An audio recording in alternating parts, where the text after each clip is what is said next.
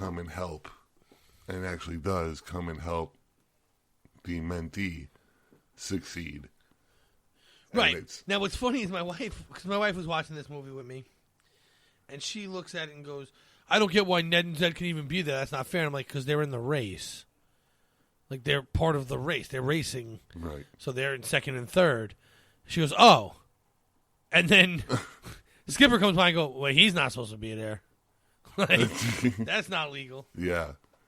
So, but the humanity is there that, I don't want to say it's a trope, but sometimes you have the older generation that comes in to help.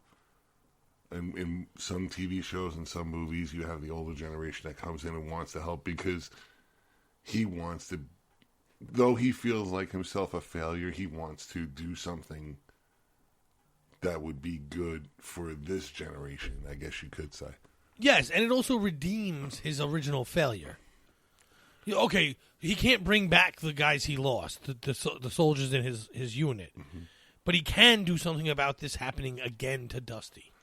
Okay, Dusty won't get annihilated in this race. Okay, just edit what I said out and just leave what you said, because that's exactly how I meant it. That's exactly how I meant it, but it came out we'll leave them both. It's fine. We'll probably leave all this, too. Right? Exactly. So no, but you're right. That's what I mean. Like, it's great. And then, but we still find that Dusty doesn't make it back into the race fast enough to get to that last straightaway before Rip. He's still behind. But that's when he lets us know by saying something that Chug let him know he's going to knife edge to the right side so that, and they don't say anything about it being he slows down or anything, but Dusty knows what direction to pass him on. And what's great about that scene is he passes him during the photos. Yes. And beats him. Yeah, because he knew that was the weakness. Right. It's just such a great movie. As they're sitting there talking, after they land, Rip gets all dirty. The guy who was making fun of the smell of Dusty earlier on is now making fun of the smell of Rip, telling me he needs 2 showers. Yeah. And as we look to Dusty, we see, for one last flyover, we see Skipper. The movie then ends with Dusty and Skipper on the Fleisenhauer, and Skipper's going to get one more shoot off the boat. He doesn't even know how to do it because they didn't have these catapults and stuff in his day. Right. And Dusty kind of explains it to him, but what's really cool is Dusty is repainted to be a Jolly Wrench instead of just being his orange and white. Right. Now he's in the black and silver. Yeah, he gets his true honorary Jolly Rancher outfit, much like you would get a pin or an award. So Dusty becomes a Jolly Rancher and helps his mentor achieve what the mentor wants to do all along. Correct. And now we see that, he's now flying and everything, which is pretty awesome. So, I think we covered the movie itself pretty well. Yeah. But what are your thoughts on the movie in general? Like, overall, your final thoughts. Final thoughts for me are going to be an emotional roller coaster. As we said, I think that's what this movie is to both you and I think we can both agree on this. And really, it's a story of your average Joe with big dreams, chasing after those dreams.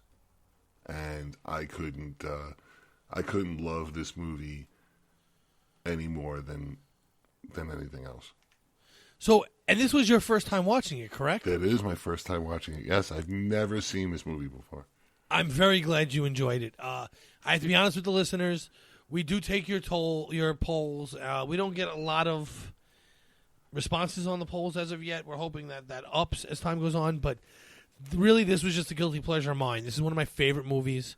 My son's first movie in the movie theaters was part 2 of this. So, where he's not a racing plane at all, by the way. He's a fire and rescue guy. Right. So they completely change it up. It's also really great, but it's completely different. We will be watching that later on. I don't like that one as much as this one, but I love that one. this is one of my favorite movies, and it gets so little play and so little talked about. I actually have. They made the die-cast cars, and they made the die-cast planes, and I have some of both.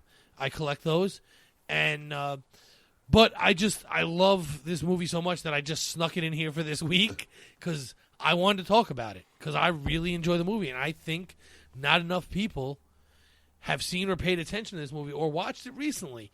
And you know what? My wife even said to me when I turned it on, she's like, "Oh, I know the movie, but I kind of don't think about it." You're right. People don't think about this movie. They don't think about Hercules. They don't think about Tarzan a lot. Those are not the Disney classics people think about, but these are great movies. Now, the Pixar movies are Pixar movies, so they get talked about as much as a Cinderella or a Little Mermaid.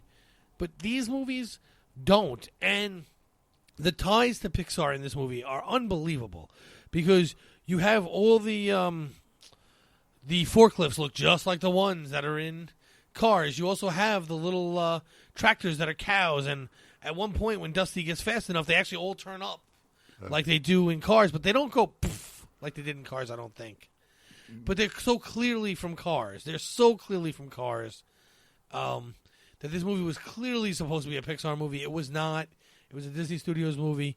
I'm very glad that it tested well and that it went to movie theaters and that we got it and that we got to talk about it because, like I said, this is one of the reasons I wanted to do this podcast was for movies like this, movies that I love that are a little underrated in my opinion. We talk about how, movies with little budgets and then, they made 4 times of it. But it's amazing how this little movie, and we'll call it a little movie, though it's not highly regarded, has a very relatable human tone. And it's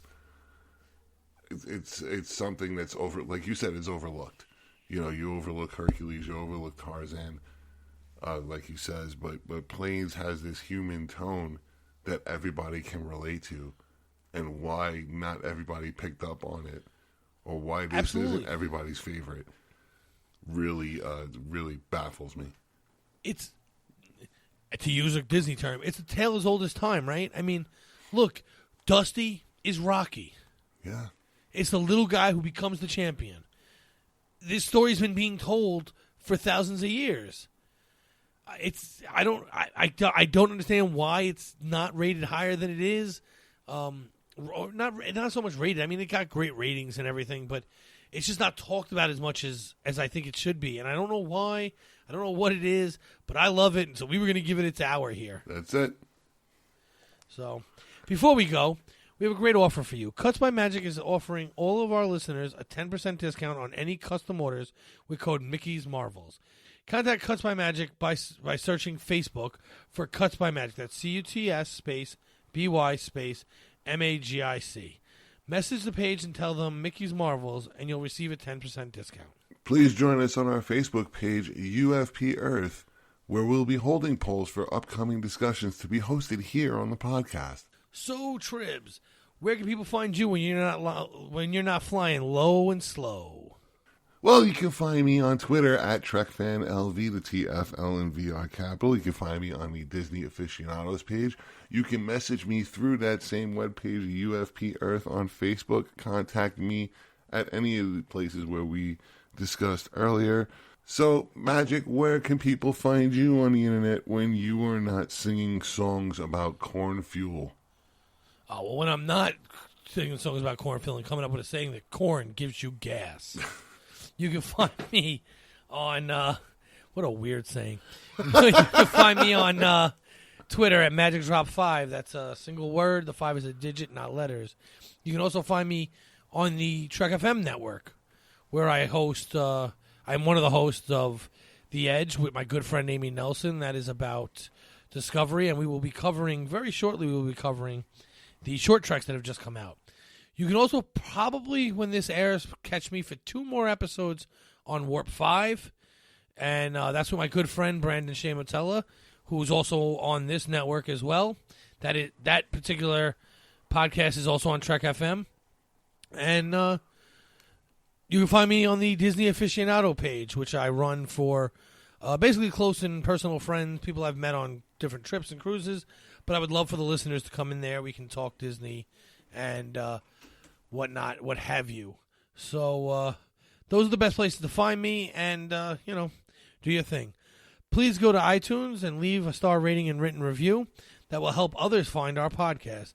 And let us know what you want more of and what you want less of. Basically, the way iTunes works is the more reviews it has, the higher up in the list it'll go when you type in something like Mickey's Marvels. So you'll find us a little bit easier, but you'll help other people find us over other podcasts with similar names that are doing slightly different things than what we're doing.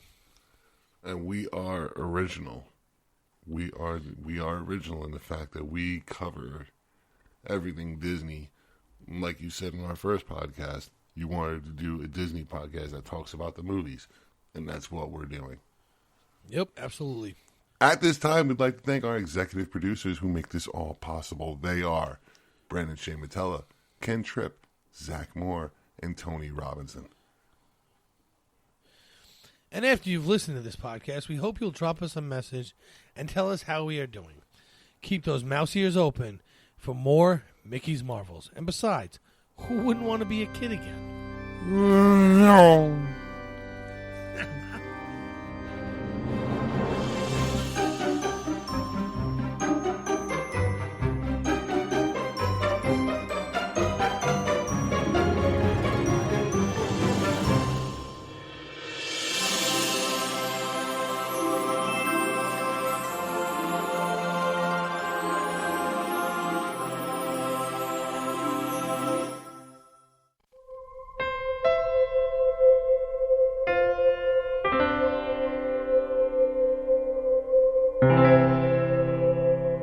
This has been a production of MTMR Media Works.